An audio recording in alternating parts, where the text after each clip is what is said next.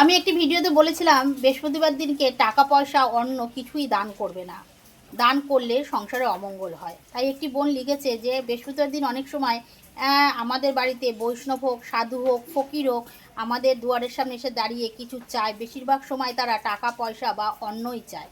সেক্ষেত্রে কি করব, দেবো না? তাতেও তো আমাদের পাপ হতে পারে। এই ধরনের কথাবার্তা কেন বলছেন? তাই সেই ছোট্ট বোনটির উদ্দেশ্যে বলবো যে আমি যে কথা বলেছি ঠিক বলেছি, আমি কোনো ভুল বলিনি। দেখো, তোমার ঘরে যে চালের যে ড্রাম রয়েছে, সেই চালের ড্রাম বা তোমার ঘরের যে অর্থ রয়েছে, সেটা লক্ষ্মীর প্রতীক। বৃহস্পতিবার দিনকে ঘর থেকে বের করা উচিত না। সেই ক্ষেত্রে তুমি কি করবে? ভালো একটি প্রশ্ন করেছো, তার উত্তর আমি দিচ্ছি।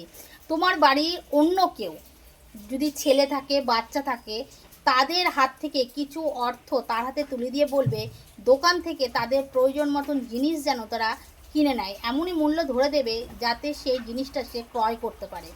তোমার হাত থেকে কোনো সময় দেবে না। ঘরের মেয়েদের হাত থেকে কোনো সময় বৃহস্পতিবার দিকে চাল বা টাকা দান করতে নেই। সেই কথাই কিন্তু আমি বলেছি।